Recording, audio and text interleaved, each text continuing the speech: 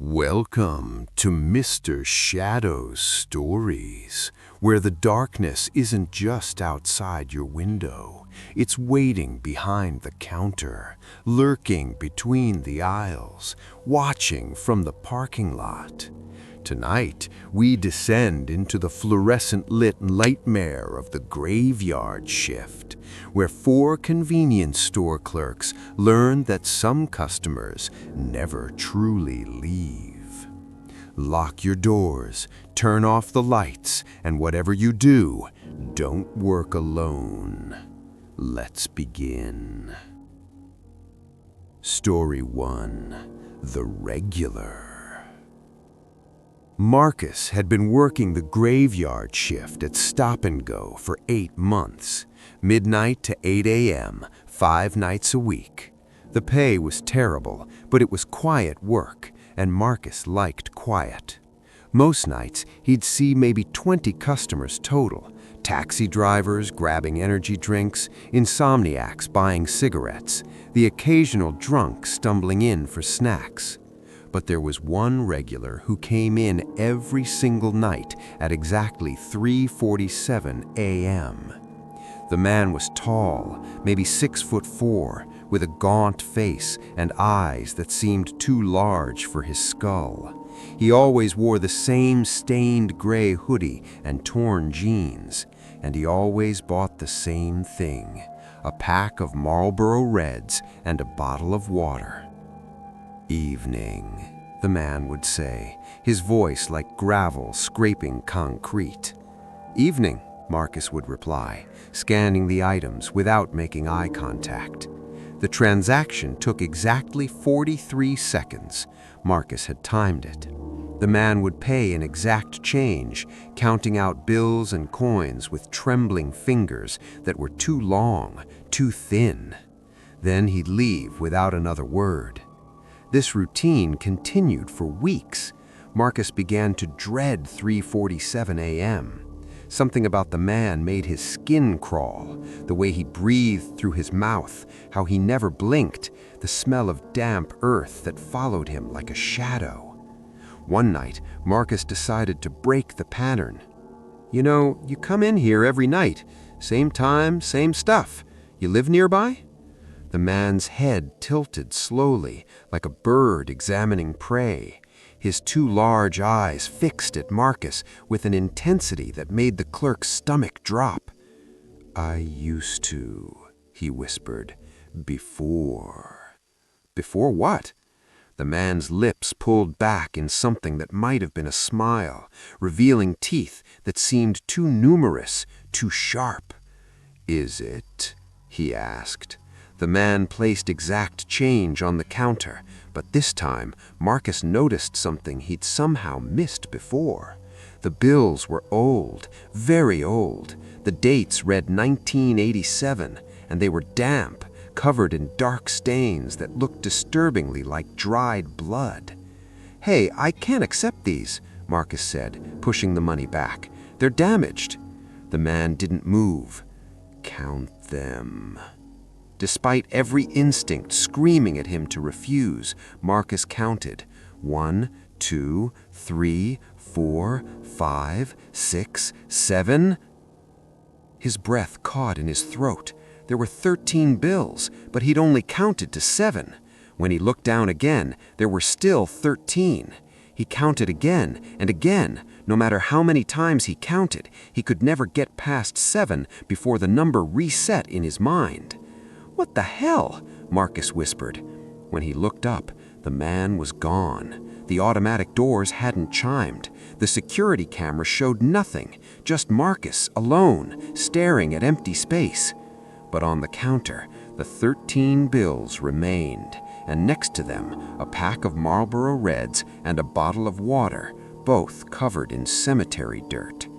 Marcus called his manager immediately and quit over the phone. He'd rather be homeless than work another night in that store. Because as he was gathering his things to leave, he made the mistake of checking the transaction log. The man hadn't been coming in for 8 months. He'd been coming in for 8 years, every single night, 3:47 a.m. the exact time the store was robbed back in 1987, when a clerk was shot and killed during a botched robbery. A clerk who matched the description of the tall man with the gray hoodie. A clerk named Marcus Henderson. Marcus's last name was Henderson. His father's name had been Marcus too. He'd been named after his uncle, the uncle who died before he was born. The uncle he'd never been told about because the family never spoke of that night. The uncle's death certificate listed the time of death as 3:47 a.m. Story 2. Locked In. Sarah's training for her new job at Quick Mart lasted exactly 2 hours.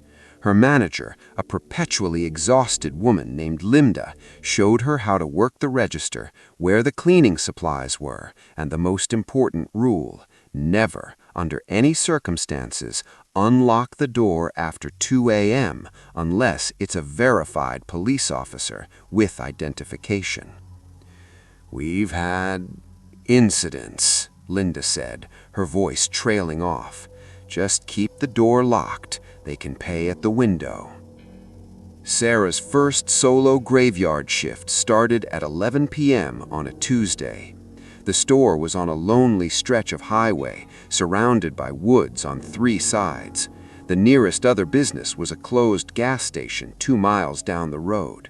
By 2 a.m., the novelty had worn off. By 2 a.m., Sarah was fighting to stay awake. She'd had 5 customers total, and the silence was oppressive. The fluorescent lights buzzed overhead like angry insects. The security monitors showed nothing but an empty parking lot and dark trees swaying in the wind. At 2:47 a.m., someone knocked on the glass door. Sarah looked up to see a woman standing outside. She was young, maybe 25, wearing a sundress despite the October chill. Her hair was wet, plastered to her face. She was barefoot. "Please," she mouthed through the glass, her breath fogging the window. "Please help me." Sarah's heart hammered. This wasn't a transaction. This was an emergency.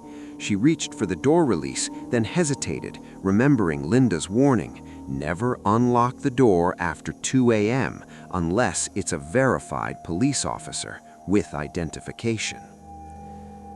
"Are you okay?" Sarah called through the glass. "Do you need me to call the police?" The woman pressed both palms against the window. "He's coming. Please, let me in. He's coming back." Every instinct Sarah had screamed at her to open the door. The woman was clearly in distress, possibly running from an attacker. But something held her back.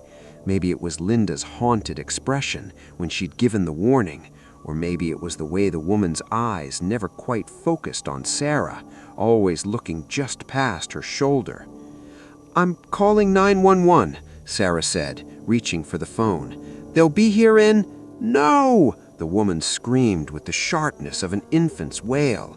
"No police! Just let me in!" She began pounding on the glass with both fists, harder and harder. The entire door frame shook. How was she hitting so hard? The glass should have broken, but it held. Sarah dialed 911 with shaking fingers.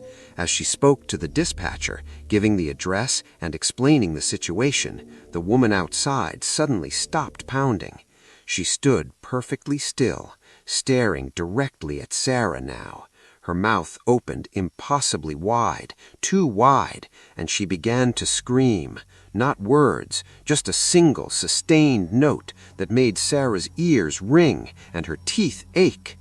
Then she turned and walked toward the woods, not running, just walking, her bare feet leaving wet prints on the pavement.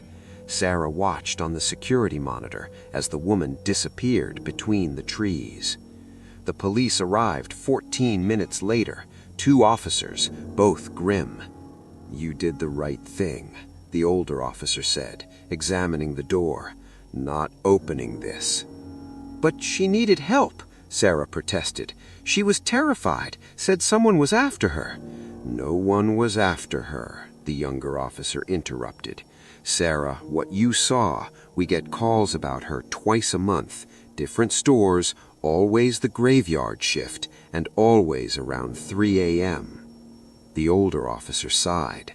"There was a girl about 8 years ago, 23 years old, worked at a convenience store about 30 miles from here. Someone knocked on the door late at night, claiming to be in trouble. She let them in. It was a setup. 3 men robbed the store, and..." He paused. "She didn't make it." Sarah's blood turned to ice. "So the woman outside was..." "We don't know what she is," the officer admitted. "Ghost, hallucination, some kind of psychological phenomenon, but everyone who sees her describes the same thing. Same dress, same wet hair, same bare feet. And everyone who's unlocked the door for her..." He didn't finish the sentence. "What happens to them?" Sarah whispered. The officers exchanged glances. "They're never found," the younger one finally said. "The stores are always empty when we arrive. No signs of struggle, no blood, no bodies, just..." He gestured at the empty store. "Nothing." After the police left, Sarah checked the security footage from the outdoor camera, her hands trembling as she rewound to 2:47 a.m. The parking lot was empty. There was no woman. There had never been a woman. But on the glass door, pressed in condensation that was somehow still there despite the cool air, were 2 perfect handprints, and in the center of each palm was a bullet hole. Story 3: The Phone Call. Derek had a system for dealing with the monotony of graveyard shifts at 24/7 convenience. He'd listen to podcasts through one earbud, keeping the other ear free to hear customers. He'd reorganize the shelves even when they didn't need it. He'd practice his Spanish using an app. Anything to make the hours pass. But the one thing that could always interrupt his routine was the phone. The store had an old landline, mostly used by the manager during the day. It rarely rang at night. When it did, it was usually wrong numbers or pranks. On this particular Thursday night, the phone rang at 3:15 a.m. Derek answered on the third ring. 24/7 convenience, Derek speaking. Silence. Then breathing. Slow, deliberate breathing. "Hello?" Derek repeated. "Can I help you?" "Is she there?" A man's voice, barely above a whisper. "I'm sorry, who?" "The girl with the red jacket. Is she there?" Derek glanced around the empty store. "Sir, there's nobody here but me. I think you have the wrong number." "Check the back. Check the cooler." A chill ran down Derek's spine. "Sir, I'm not..." Click. The line went dead. Derek hung up, his heart racing. It was just a prank call. Had to be. Some bored teenagers are messing with the night clerk. But against his better judgment, he walked to the back of the store. The beer cooler's glass doors reflected his own nervous face back at him. He pulled the door open and stepped inside, his breath misting in the cold air. Empty. Of course it was empty. He was turning to leave when the phone rang again. Derek rushed back to the counter and grabbed it. "Look, whoever this is, it's not funny." "Why did you check?" The same whisper, but now there was amusement in it. "I didn't think you would actually check." "Who is this?" "Turn around." "What?"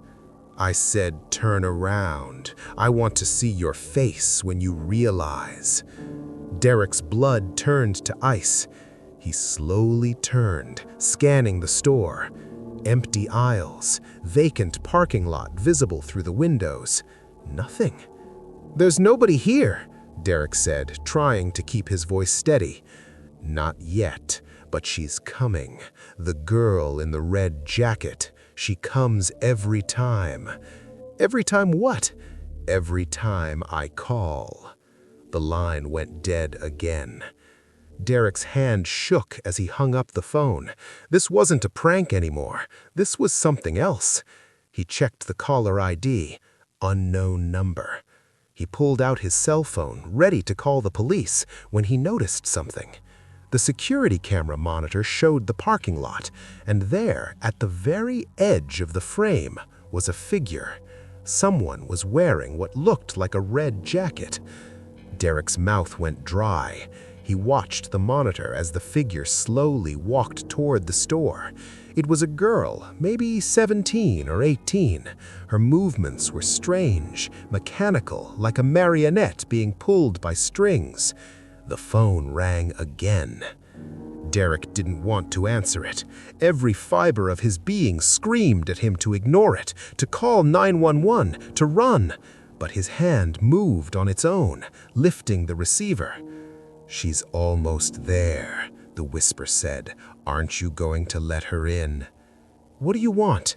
Derek's voice cracked. "I want you to remember what happened here. I want you to remember Emily." "Who's Emily?" "The girl who worked nights. The girl in the red jacket. Don't you remember? It was only 3 months ago." Derek's mind raced. He'd been hired 3 months ago to replace someone, but the manager had been vague about why the position was open. I didn't know anyone named..." "She answered the phone too. I told her to check the cooler too, and when she did, I was waiting. I'd been hiding in the storage room for 2 hours, waiting, watching." Derek's legs nearly gave out. You killed her?" "I did what I had to do. She saw something she shouldn't have seen.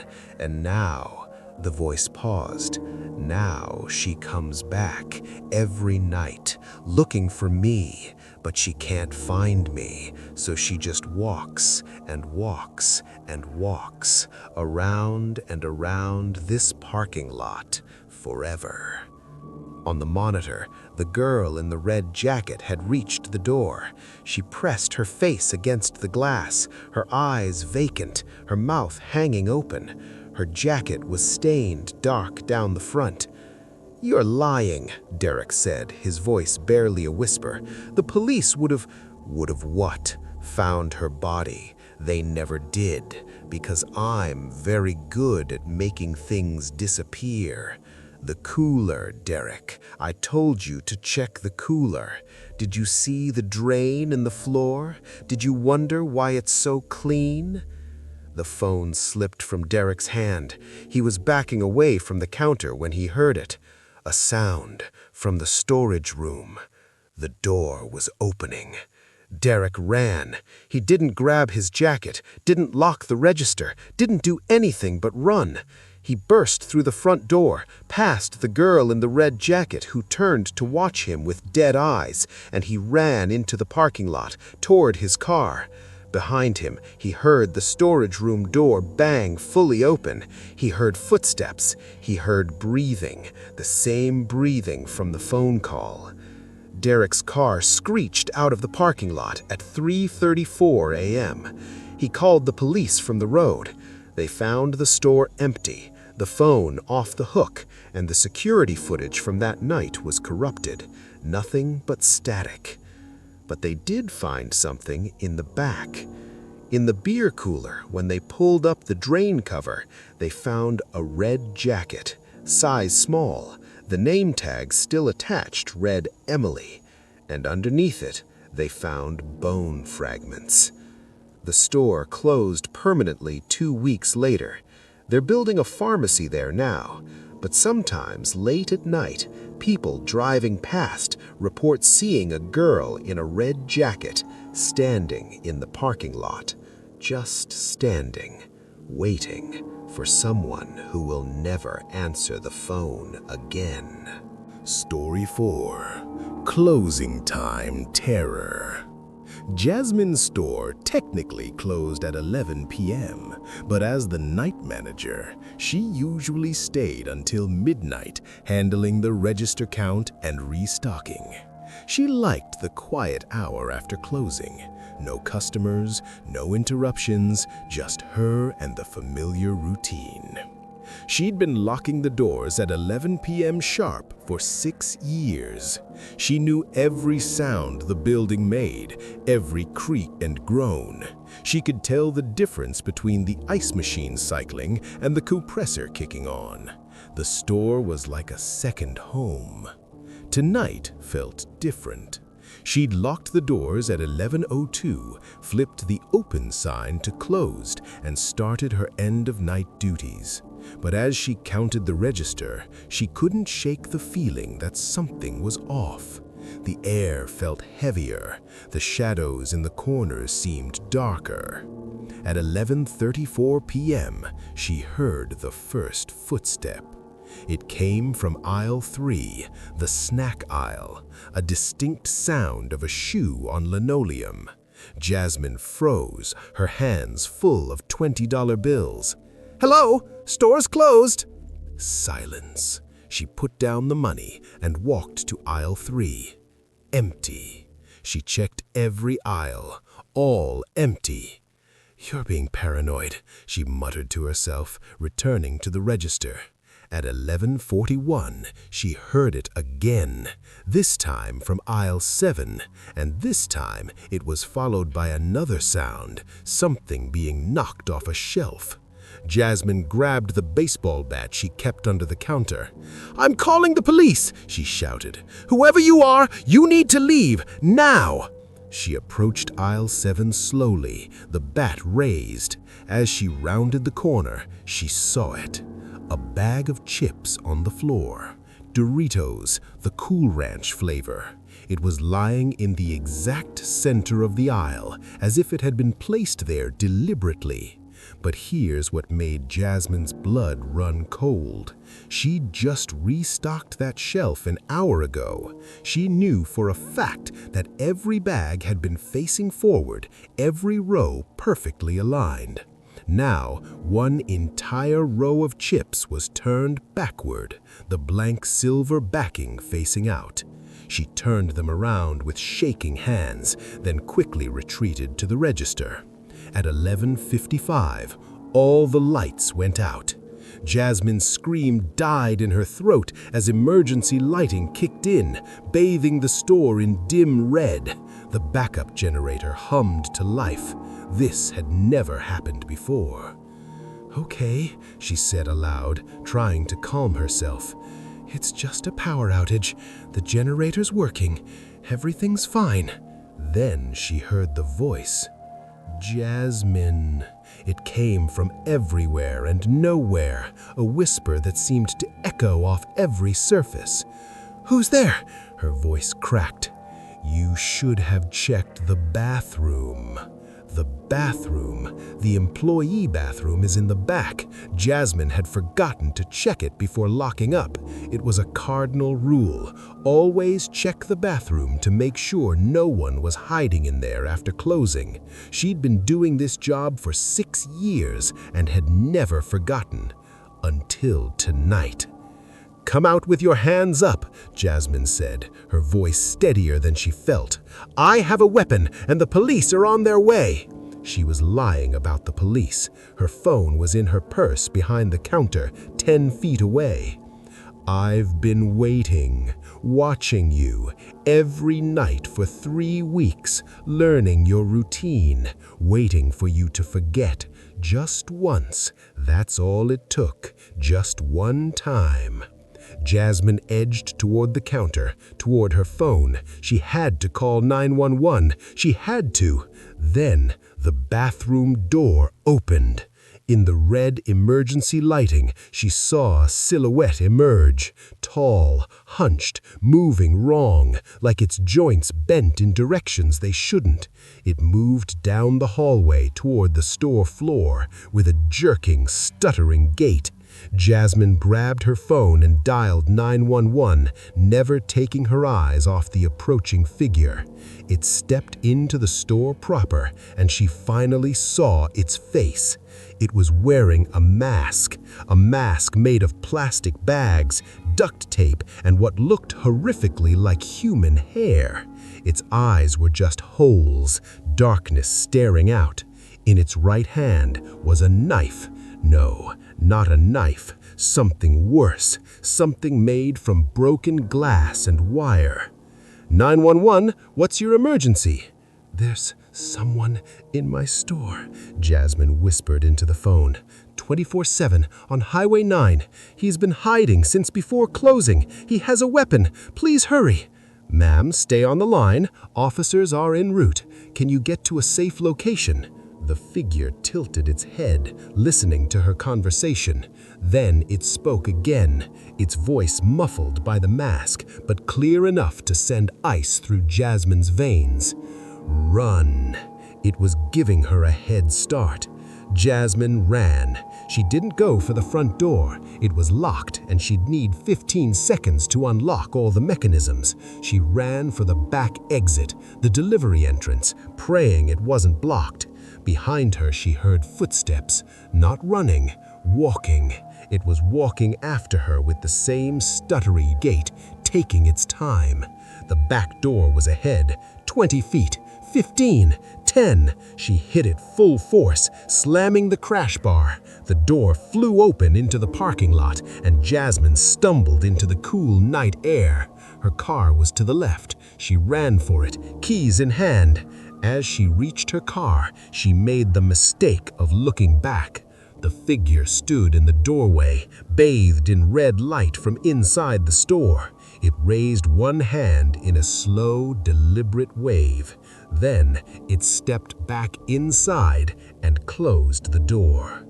Jasmine got in her car and locked the doors, her entire body shaking. She sat there, engine running, waiting for the police. They arrived 4 minutes later, the longest 4 minutes of her life. The officers searched the entire store. They found the back bathroom door open, the window above the toilet broken. That's how he'd gotten in, climbing through after Jasmine's last bathroom check before closing. They found the makeshift weapon on the floor of aisle 3. They found words written on the bathroom mirror in what they hoped was lipstick. Next time. But they didn't find him. They never found him. Jasmine quit that night. She couldn't even go back in to get her purse. The manager had to bring it to her house the next day. She moved to a different city within the week. The store hired a new night manager, a guy named David. He worked there for 3 months without incident. Then one night, he forgot to check the bathroom before locking up. The police found the store empty the next morning. David was never seen again. And on the bathroom mirror, in that same lipstick, or what they hoped was lipstick, was written, "Told you." 4 stories, 4 convenience stores, 4 clerks who learned that the graveyard shift isn't just a time slot, it's a testing ground for the human spirit. A place where the veil between the living and the dead grows thin, where predators hunt, where the rules of daylight don't apply.